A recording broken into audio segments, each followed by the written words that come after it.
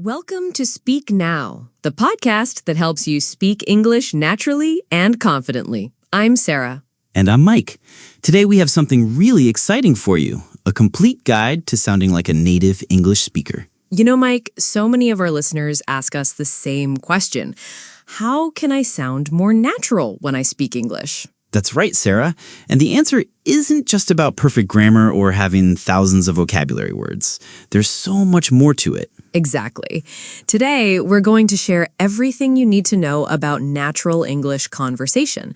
We'll cover pronunciation, everyday phrases, cultural tips, and confidence building. Plus, we'll give you tons of practical examples you can use right away. Whether you're at level A2, B1, or B2, this episode will help you take your English to the next level. So, grab a cup of coffee, get comfortable, and let's start your journey to speaking English like a native. Are you ready, Mike? I'm ready. Let's dive in. Mike, I remember when I was learning Spanish, I knew how to say, hello, how are you? But when I met native speakers, they used completely different expressions. Oh, yes. That's so common. Students learn hello, how are you, I'm fine, thank you, and you from textbooks, but real conversations are totally different. Exactly. In real life, people say things like, hey, what's up? Or how's it going? Or even just morning with a smile. And when you want to end a conversation, instead of goodbye, people often say, see you later, take care, or catch you later. Let's practice some natural greetings. I'll start a conversation and you respond naturally, Mike. Sounds good. Hey, Mike, how's your day going? Not bad, thanks. Just finished a big project at work. How about you? Same here. I'm finally taking a break. The weather's nice today, isn't it? Yeah, perfect for a walk. I might go to the park later. That sounds nice. Well, enjoy your afternoon. Thanks. See you around. Did you hear how natural that sounded? We used simple phrases, talked about everyday things, and it felt comfortable. Exactly. And notice we talked about the weather. That's classic small talk. Weather is always a safe topic to start conversations. Small talk is like the oil in a conversation engine. It keeps things moving smoothly, even when you don't have anything important to discuss. Here's some great small talk starters. Looks like it might rain today. Any plans for the weekend? How was your morning? Or that coffee smells great. You can also make simple observations like, this place is busy today, or the music is nice in here. These little comments help you connect with people. And remember, you don't need to give long answers to small talk questions. If someone asks you, how are you? You can simply say, good, thanks, or not bad. How about you? Sometimes people even say, can't complain, or living the dream in a joking way. It's all about keeping things light and friendly. Let's practice another small talk conversation. This time, imagine we're in an elevator together. Great idea. Here we go. Going up? Yep, 5th floor. You? Same here. Nice building, isn't it? Yeah, I love the modern design. Do you work here? Just started last week, actually. Still figuring everything out. Well, welcome to the building. Everyone here is pretty friendly. Thanks. That's good to know. See how easy that was? We kept it simple, friendly, and natural. And we asked open-ended questions. Those are questions that need more than just yes or no answers. They help keep conversations going. Like, how do you like living here instead of do you like it here? Or what brings you to town instead of are you visiting? Open-ended questions show you're interested in the other person and want to keep talking. Now, let's talk about joining group conversations.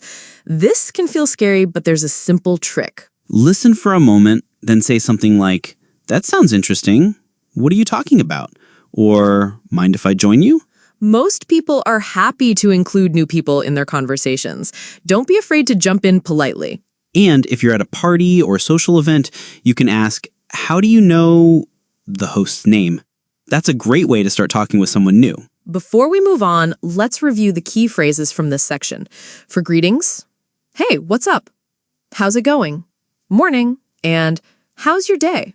For endings, see you later, take care, catch you later, and have a good one. For small talk, looks like it might rain today. Any plans for the weekend? How was your morning? And this place is busy today. Remember, natural English is about connection, not perfection. Use these phrases and you'll sound much more like a native speaker. Mike, I think one of the biggest shocks for English learners is when they first hear native speakers in real conversation. Oh, absolutely. In textbooks, every word is pronounced clearly and separately, but in real life, English flows like music. Words connect, sounds change, and sometimes letters disappear completely. That's exactly right. Students often say, I understand English when my teacher speaks, but when I watch movies, it sounds like gibberish. And that's totally normal. The key is understanding that English has a rhythm and connected speech. Some words are strong and stressed, others are weak and fast. Let's try an example. Mike, say this sentence word by word. I want to go to the store. I want to go to the store. Now say it naturally, like you're talking to a friend. I want to go to the store. Did you hear that? Want to became wanna, and the words flowed together. That's connected speech. Right. And notice which words I stressed.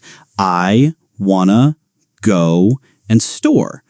The little words like to and the were much softer and faster. This is why English sounds like music. There's a beat, and the small words dance around the big ones. Let's practice this rhythm. Everyone listening, repeat after me. I need to call my mom. Now faster and more connected. I need to call my mom. Notice how need to can sound like need to. Perfect. Another common connection is going to, which becomes gonna. I'm going to eat becomes I'm gonna eat. And have to often becomes have to. I have to work sounds like I have to work. Now, let's talk about disappearing sounds. Sometimes the t sound almost vanishes. Best friend can sound like best friend. Or next time might sound like next time. This isn't lazy pronunciation. It's completely natural. The H sound can also disappear. Call him often sounds like call him. And tell her becomes tell-er. Another interesting thing is linking. When a word ends with a consonant and the next word starts with a vowel, they connect. Like turn it on becomes turn it on. Or pick it up becomes pick it up. Let's practice some common connected speech patterns. Mike, I'll say the written form, you say how it really sounds. Got it. All right. What do you want to do? What you want to do? Did you eat yet? Did you eat yet? Or even jeet yet? Give me a minute. Give me a minute. Let me know. Let me know. These contractions happen naturally in fast speech. You don't need to use them all the time, but understanding them will help you follow native speakers. Absolutely.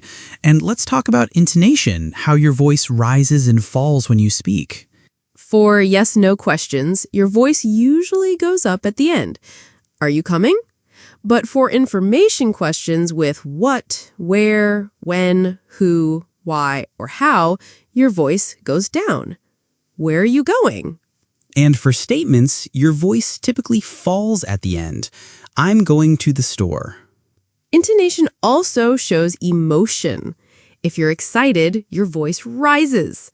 If you're disappointed, it falls and gets lower. Let's practice a conversation using connected speech and natural intonation. Sounds great. Hey, Sarah, what you doing this weekend? Not much. Probably gonna stay home and relax. How about you? I'm thinking of checking out that new restaurant downtown. Wanna come? Sure, sounds fun. Let me know what time. Will do. I'll text you later. Perfect. That conversation was full of connected speech, but it sounded completely unnatural. Exactly. We used whatcha for what are you, gonna for going to, how about for how about, wanna for want to, and lemme for let me. Now, I want to mention something important about accents. You don't need to sound exactly like someone from London or New York. That's right. Even native speakers have different accents. British English sounds different from American English, and within America, people from Texas sound different from people in New York. The goal isn't to copy one specific accent perfectly. The goal is to be clear, natural, and confident. Your accent is part of your personality, and that's beautiful. Focus on the rhythm and flow of English rather than trying to eliminate your accent completely. Here's a great way to practice. It's called shadowing. Play a video or audio of native speakers, pause it, and repeat what they said, trying to match their rhythm and intonation. You can also record yourself speaking and listen back. Often, you'll discover you sound better than you think. Let's do a mini shadowing exercise. I'll say a sentence, and you, our listeners, repeat after me. Great idea. I can't believe it's already Friday. Pause. Do you want to grab lunch together? Pause. That movie was absolutely amazing. Pause. How did that feel? Remember, the goal is to match the rhythm and flow, not to be perfect. And don't worry if it feels strange at first. Like riding a bike, it takes practice, but eventually it becomes automatic. Before we move to our next topic, let's review the key points about pronunciation and connected speech. Remember that English has rhythm. Some words are strong, others are weak. Common contractions include gonna for going to, wanna for want to, and have to. Sounds can disappear or change, like T sounds getting softer and H sounds vanishing. Words link together when one ends with a consonant and the next starts with a vowel. For intonation, yes-no questions go up, information questions go down, and statements fall at the end. Practice with shadowing exercises, record yourself, and remember, your accent makes you unique. Mike, do you remember the first time you listened to a group of teenagers talking? I felt like they were speaking a secret language. Oh yes, they used so many words I'd never heard in any English class. Words like lit, sick, bet, and no cap. I was completely lost. And then there are all those little filler words like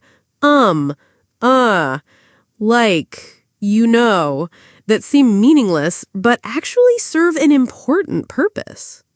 Exactly. Fillers are not mistakes or signs of poor English. They're a natural part of conversation that help you think, show you're engaged, and make your speech sound more relaxed. Let's start with fillers. These are words or sounds that fill pauses while you're thinking. Common ones include, well, like, actually, basically, and literally.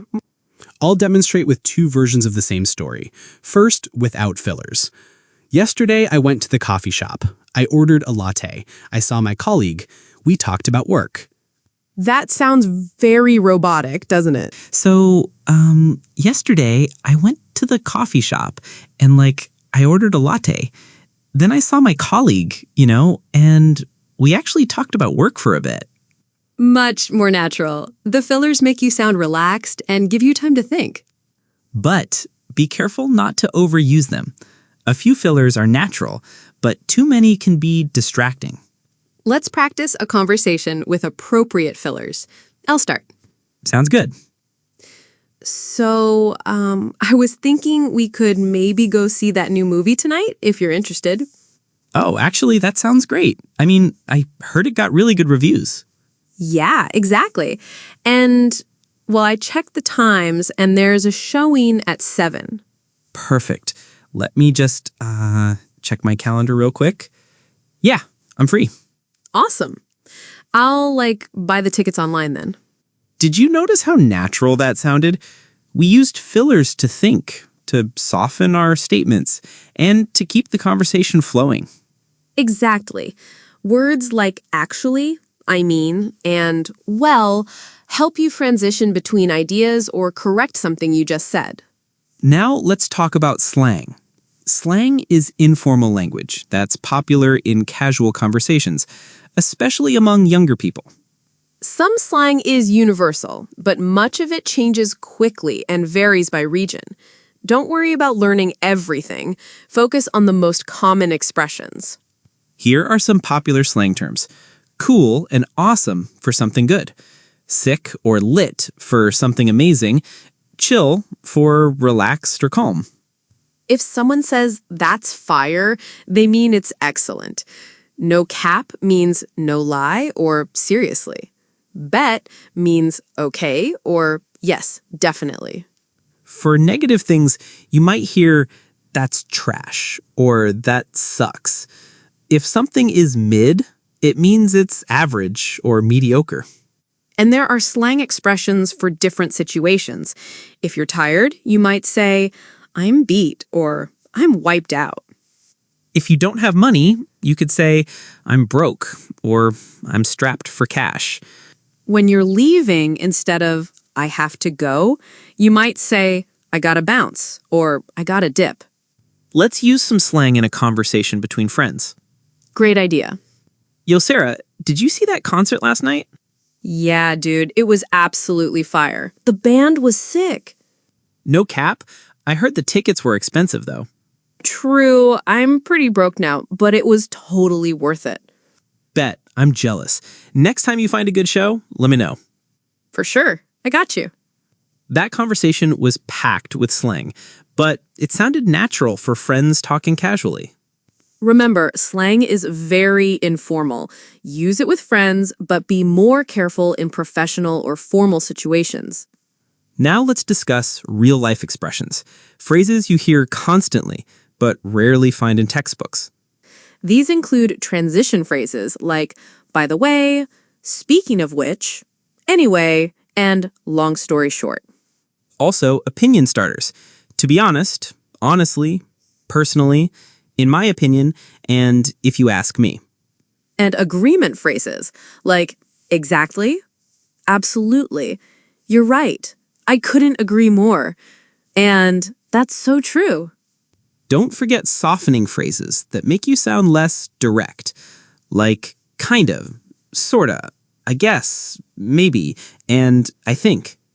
These are super useful. Instead of saying, that movie is bad, you could say, that movie is kind of boring, or I guess that movie wasn't for me. Let's practice using these real-life expressions in conversation. Perfect. So, what did you think of the presentation this morning? Honestly, I thought it was pretty good. The speaker was engaging, you know? Yeah, absolutely. Though, to be honest, some parts were kind of confusing. I know what you mean, but overall, I guess it was worth attending. Definitely. By the way, are you going to the follow-up meeting next week? I think so. It depends on my schedule, though. Cool. Well, anyway, I should probably get back to work. Same here. Good talking with you.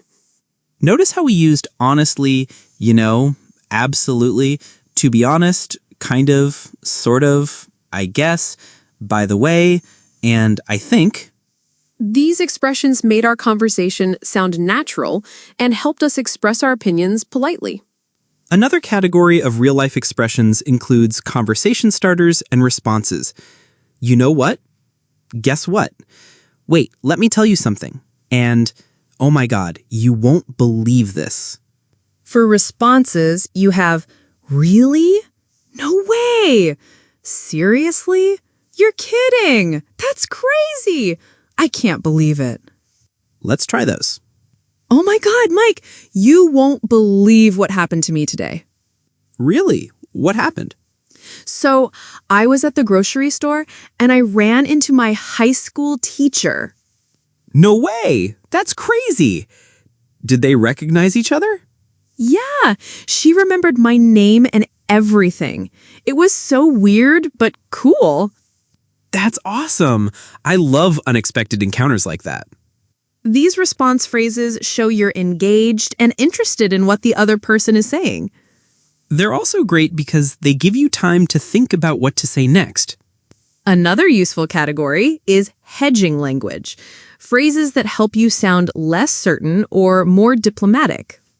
Like, I could be wrong, but it seems to me that, as far as I know, and I'm not sure, but I think... These are perfect for giving opinions without sounding too strong or confident, especially in professional settings. For example, I could be wrong, but I think the meeting is at 2 p.m. Sounds much better than the meeting is at 2 p.m. if you're not completely sure. Before we wrap up this section, let's review all the vocabulary we've covered. Fillers? Well, like, actually, basically, literally. Popular slang: cool, awesome, sick, lit, fire, no cap, bet, trash, mid, I'm beat, I'm broke, gotta bounce. Real life expressions, by the way, honestly, to be honest, exactly, absolutely, kind of, sort of, I guess. Conversation starters. You know what? Guess what? Oh my God, you won't believe this. Response phrases. Really? No way. Seriously? You're kidding. That's crazy. I can't believe it. And hedging language. I could be wrong, but it seems to me that, as far as I know, and I'm not sure, but I think... Remember, you don't need to memorize all of these at once. Start with a few that feel comfortable and gradually add more to your vocabulary. Mike, I think one of the most frustrating experiences for English learners is when someone asks them a question and their mind just goes blank. Oh, absolutely. You understand the question perfectly, but then you start translating everything in your head from your native language to English, and by the time you're ready to answer, the conversation has moved on. Exactly. And this is where thinking in English becomes crucial. It's not just a nice skill to have, it's essential for fluent, natural conversation. The good news is that thinking in English is a skill you can develop with practice. It won't happen overnight, but with the right techniques, you can train your brain to process English directly. Let's start with some practical strategies. The first one is surrounding yourself with English as much as possible throughout the day. Right. This means changing your phone's language to English, listening to English podcasts during commutes, watching English YouTube videos, and reading English news or social media. And here's a simple exercise. Narrate your daily activities in English. When you wake up, think, I'm getting out of bed, or I need to brush my teeth. That's brilliant. So instead of thinking in your native language and then translating, you're training your brain to think directly in English. Let me try this now. I'm sitting in the studio, talking into a microphone, and there's a cup of tea next to me that's getting cold. Perfect. And don't worry if your internal English isn't perfect. The goal is to get comfortable thinking in English, not to be grammatically flawless. Another great technique is preparing common response phrases. These are the building blocks of conversation that you can use automatically. Like, that's interesting. I see what you mean. Good point. I hadn't thought of that. That makes sense, and I'm not sure about that. These phrases buy you time to think while keeping the conversation going. Let's practice using them. Great idea. I'll make a statement, and you respond with one of these phrases, then add your own thoughts. Ready? I think social media is making people less social in real life. That's interesting. I mean, I can see both sides of it.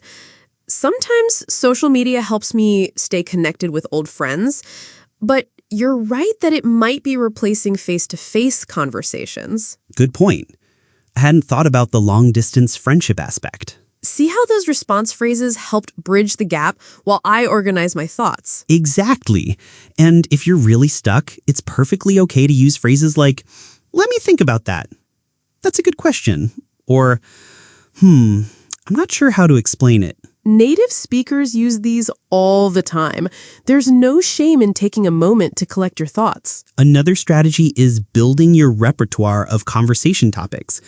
Think about subjects you're interested in and prepare some vocabulary and opinions in English. Like, if you love cooking, think about how you'd describe your favorite recipes, cooking techniques, or restaurants in English. Or if you're into sports, practice talking about your favorite teams, recent games, or what makes a good athlete.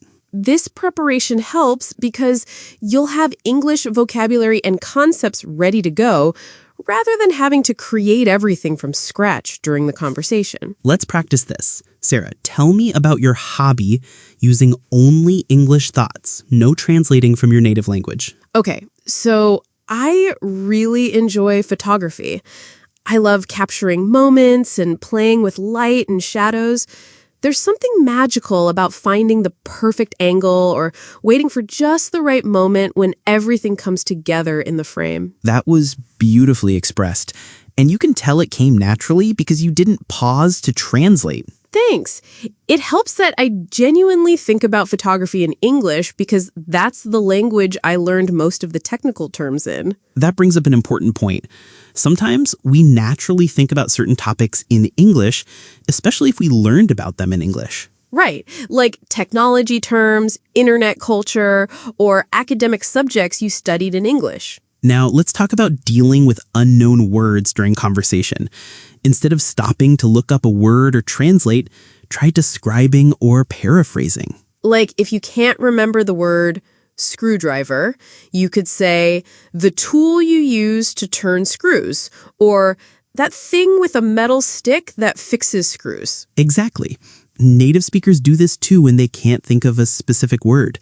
It keeps the conversation flowing naturally.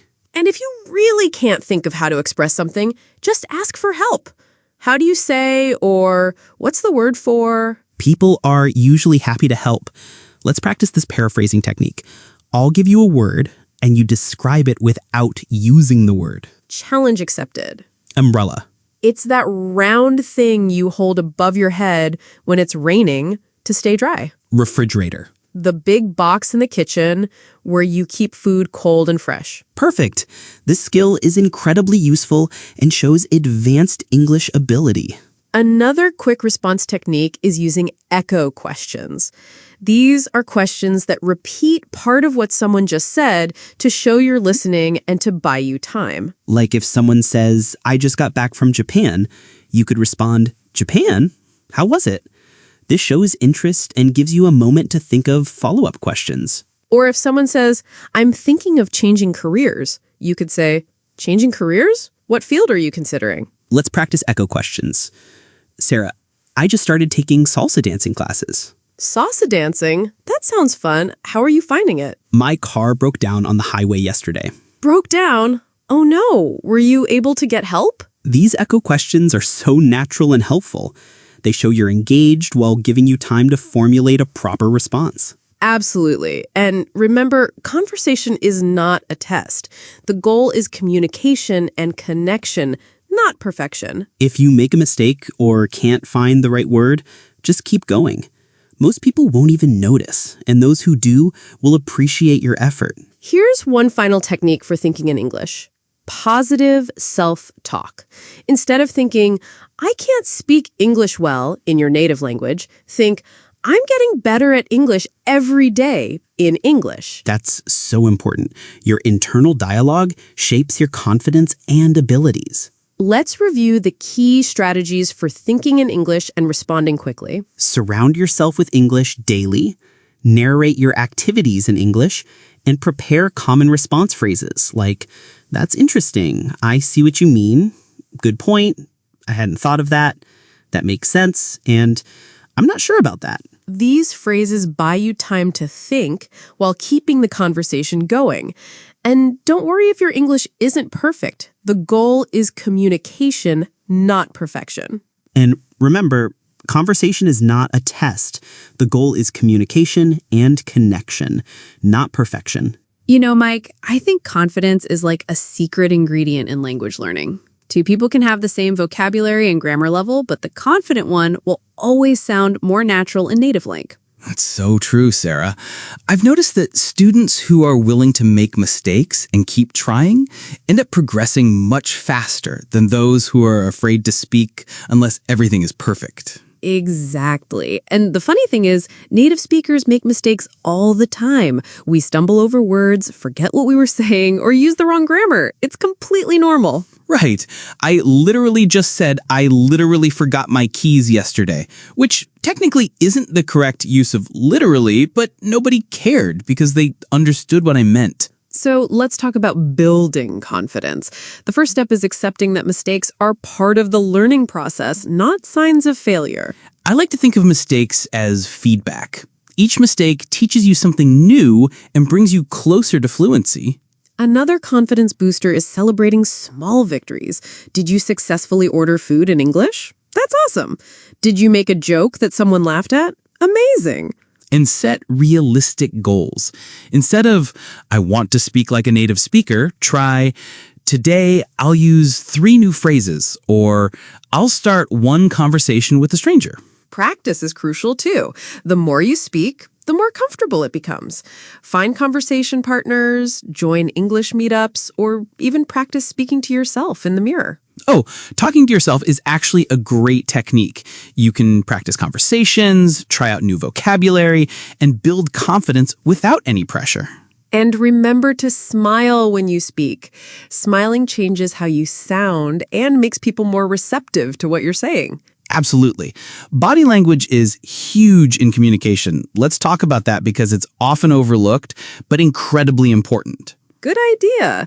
Nonverbal communication can be just as important as your words. Eye contact, for example, shows confidence and engagement. But be aware that eye contact norms vary by culture. In many English-speaking countries, looking someone in the eye when talking shows honesty and interest. Posture matters too. Standing or sitting up straight conveys confidence, while slouching might make you seem disinterested or nervous. And gestures can really enhance your communication. Using your hands to emphasize points or illustrate what you're saying makes your speech more engaging and natural. Just be careful not to overdo it. Observe how native speakers in your area use gestures and try to match their style. Speaking of cultural differences, let's talk about some important aspects of English-speaking cultures that can help you connect better with people. Great topic. One thing that surprises many learners is how common humor and light teasing are in English-speaking cultures. Right. If someone makes a gentle joke about you or playfully teases you, it's usually a sign that they like you and feel comfortable with you. And it's perfectly okay to laugh at yourself when you make mistakes. Self-deprecating humor is very common and shows confidence. Like if you mispronounce a word, you could say, well, that didn't come out right, with a laugh. People will appreciate your good attitude. Another cultural aspect is politeness and indirect communication. English speakers often use softening language to be polite and avoid seeming too direct or demanding. Instead of saying, give me that pen, you'd say, could I borrow that pen, please? Or would you mind passing me that pen? And instead of saying, you're wrong, you might say, I see it differently, or that's an interesting perspective, but I think... This indirect style might seem inefficient, but it helps maintain good relationships and shows respect for others. Compliments are also very important in English-speaking cultures. People give and receive compliments regularly about appearance, work, ideas, or achievements. If someone compliments you, the standard response is simply, thank you, or thanks, I appreciate it. Don't deflect or disagree with the compliment. And don't forget to give compliments too. Great presentation, I love your shirt, or you did an amazing job are all natural and appreciated. Let's practice giving and receiving compliments naturally. Sure. Mike, I really enjoyed your explanation about connected speech earlier. It was so clear and helpful. Thank you, Sarah. That means a lot. And I have to say, your examples about thinking in English were brilliant. Thanks. I'm glad they were useful. See how natural that felt? Compliments help build positive relationships and create a friendly atmosphere. Another important cultural point is personal space. In most English-speaking countries, people prefer about an arm's length of space during conversations. Standing too close might make people uncomfortable, while standing too far away might seem unfriendly or disinterested. And let's talk about small talk again, but from a cultural perspective. In English-speaking cultures, small talk serves an important social function. It's not just meaningless chatter, it's how people build relationships, show friendliness, and create comfortable social situations. So when someone asks, how's your day going? They're not necessarily looking for detailed information. They're being friendly and opening the door for further conversation. And topics like weather, weekend plans, or current events are safe small talk subjects that almost everyone can relate to. Now, let's address something that many English learners worry about: different accents and regional variations. This is so important. American English sounds different from British English, Australian English, Canadian English, and so on. And within each country, there are regional differences too.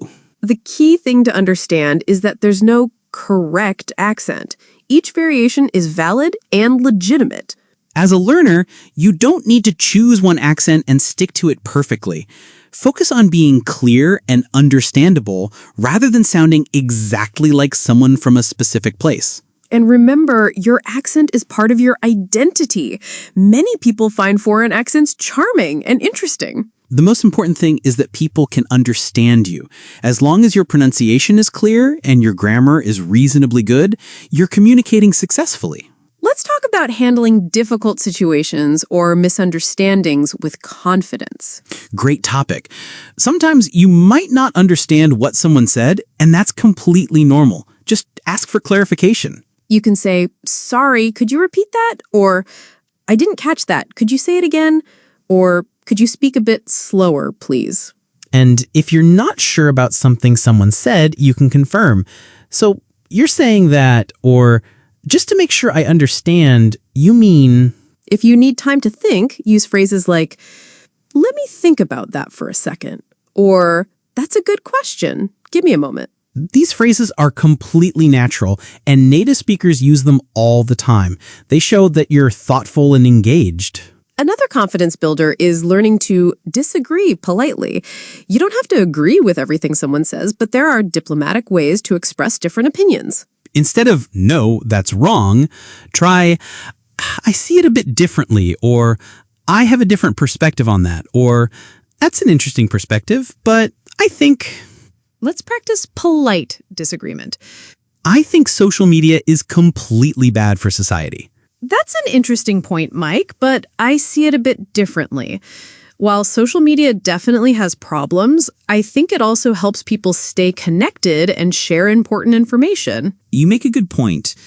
I guess I was focusing too much on the negative aspects. See how we disagreed but kept the conversation respectful and productive? Exactly. Polite disagreement shows maturity and good communication skills. Now, let's discuss the importance of being genuinely interested in others. One of the best ways to have good conversations is to ask questions and show curiosity about other people. Right. People love talking about themselves, their interests, their experiences. Being a good listener is just as important as being a good speaker. Ask follow-up questions like, "How did that make you feel?" Or, "What was that like?" Or, "Tell me more about that." And share your own experiences too. Conversation is about give and take, sharing and listening in equal measure. Let's practice being genuinely interested. I just got back from a camping trip in the mountains. Oh, wow, that sounds amazing. How long were you there? And what was your favorite part of the trip? We were there for 5 days. I think my favorite part was sitting by the campfire at night, looking at all the stars. You hardly ever see stars like that in the city. That sounds incredible. I've always wanted to try camping. Was it your first time or do you go regularly? See how Sarah's questions kept the conversation going and showed genuine interest? That's exactly how to connect with people. And notice how I related it to my own experience by mentioning that I've always wanted to try camping. That creates connection. Before we wrap up this section, let's review the key points about confidence and cultural understanding. For building confidence, accept that mistakes are normal, celebrate small victories, set realistic goals, practice regularly, and smile when you speak. For body language, make appropriate eye contact, maintain good posture, and use natural gestures. Remember that norms vary by culture. Cultural points. Humor and light teasing are signs of friendliness. Use polite, indirect language, give and receive compliments naturally, and respect personal space. For difficult situations, ask for clarification when needed, take time to think, disagree politely, and show genuine interest in others. Remember, there's no perfect accent. Focus on being clear and understandable. Your accent is part of your unique identity. Sarah, I think it would be really helpful for our listeners to practice some real-world situations they're likely to encounter. Absolutely. Let's create some practical scenarios that people can use as templates for their own conversations. Great idea. Let's start with something many people face, networking events or meeting new people professionally. Perfect. This can be intimidating, but with the right phrases and approach, it becomes much easier. Let's role play this. I'll be someone new at a professional networking event, and you can show how to approach and start a conversation naturally. Sounds good. Here we go. Hi there. I don't think we've met. I'm Sarah from the marketing team at TechStart. How are you enjoying the event? Hi, Sarah. I'm Mike. Nice to meet you. I just joined the company last week, actually, so this is all pretty new to me. The event seems great, though. Lots of interesting people. Welcome to the company. That's exciting. What team are you joining? I'll be working in software development. Still learning everyone's names and figuring out how everything works, you know. Oh, I totally understand that feeling. The first few weeks can be overwhelming, but everyone here is really friendly. Are you enjoying the technical side of things so far? Yeah, definitely. The projects look really interesting. By the way, do you have any recommendations for good lunch spots around the office? Oh, absolutely. There's this great sandwich place 2 blocks away called Corner Deli. And if you like Asian food, there's an amazing Thai restaurant just down the street. Awesome. Thanks for the tips. I'll definitely check those out. No problem. Well, I don't want to take up all your time. I'm sure you want to meet other people too. But feel free to reach out if you have any questions about the company or the area. Thanks so much, Sarah. It was really nice meeting you. You too, Mike. Good luck with your first week. That was perfect. Notice how we used several key strategies there. Right. We started with a friendly greeting and introduction, asked open-ended questions, found common ground, offered help, and ended gracefully without being abrupt. And the conversation flowed naturally from introductions to work topics to practical advice. That's exactly how real networking conversations go. Now, let's try a different scenario. Ordering food at a restaurant. This is something everyone needs to do, but it can be stressful if you're not confident in English. Great choice. I'll be the server, and you can demonstrate how to order naturally and handle any issues that come up. Perfect. Good evening. Welcome to Giuseppe's. Can I start you off with something to drink? Hi, thanks. Could I get a glass of water and maybe take a look at the wine menu? Of course. Here's our wine list. And are you ready to hear about tonight's specials? Or would you like a few more minutes to look at the menu? Actually, I'd love to hear the specials. Thanks. Great. Tonight we have pan-seared salmon with lemon butter sauce, served with roasted vegetables and wild rice. We also have our signature pasta, homemade fettuccine with mushrooms and truffle oil. Both sound delicious. Quick question about the salmon. Is it very spicy? No, it's not spicy at all. It's more herb-crusted with a light, citrusy flavor. Perfect. I'll go with the salmon, please. And could I get the vegetables on the side instead of mixed in? Absolutely, no problem at all. How would you like the salmon cooked? Medium, please. Excellent choice. That'll be ready in about 15 minutes. Great. Thank you so much. That was a really natural restaurant interaction. You were polite, asked clarifying questions, and made a special request confidently. Thanks. The key things there were being friendly with the server, asking questions when unsure, and not being afraid to customize your order. Exactly. And notice how you used could I and please to make polite requests. That's much better than just saying, I want. Now, let's try a scenario that many people find challenging. Small talk with colleagues or acquaintances. Yes, this is the kind of conversation you might have in an elevator, at the coffee machine, or while waiting for a meeting to start. I'll initiate, and we can show how to keep a brief but friendly conversation going. Sounds good. Oh, hey, Mike. How's your morning going? Hey, Sarah. Not bad, thanks. Just grabbing some coffee before the team meeting. How about you? Same here, actually. I definitely need caffeine before 10 a.m. meetings. Are you ready for the presentation today? I think so. I spent way too much time on those slides last night, but hopefully it'll pay off. You're presenting too, right? Yeah, just a quick update on the marketing metrics. Nothing too exciting, but the numbers look good this month. That's great. Well, good luck with your presentation. I'm sure it'll go well. Thanks, you too. See you in there. Thanks. See you in a few minutes. Perfect example of workplace small talk. It was brief, friendly, and helped us connect as colleagues. Right. We acknowledged each other, found common ground, the meeting, shared a bit about our preparations, and offered mutual encouragement. And it was just long enough for an elevator ride. Not too short to seem unfriendly, not too long to be awkward. Let's try one more scenario. Shopping and asking for help from star employees. Excellent. This combines asking for information, making decisions, and potentially handling problems. I'll be the customer this time. Great. I'll be the helpful store associate. Hi there. Are you finding everything okay today? Hi, actually, I was wondering if you could help me. I'm looking for a dress for a wedding, something semi-formal but not too fancy. Absolutely. Congratulations on the wedding. Are you looking for any particular color or style? Thanks. I'm thinking maybe something in blue or green and probably knee length. I'm not sure about sizes, though. I usually wear a medium, but I know different brands fit differently. No problem at all. Let me show you a few options and we can definitely try different sizes. Are you looking for sleeves or would sleeveless work? Either would be fine as long as it's appropriate for a church ceremony. Perfect. Here are a few dresses that would be great for a wedding. This navy one is really popular and this green one just came in. Would you like to try them on? Yes, that would be great. Could I try the navy in both medium and large, just to see which fits better? Of course. The fitting rooms are right over here.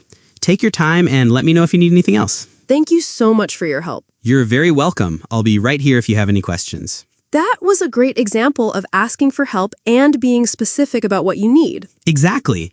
You gave context, wedding, specified your preferences, color, length, formality, acknowledged uncertainty, sizing, and made clear requests. And I was friendly and appreciative, which makes people more willing to help. Good customer service is often about good communication from both sides. Now let's discuss some phrases that work in multiple scenarios. These are like Swiss Army knives for conversation. Great idea. Let's start with phrases for showing interest. That sounds interesting. Tell me more about that. How did that work out? And what was that like? For agreeing and encouraging. That makes sense. Good point. I can see that. You're absolutely right. And that's a great way to put it.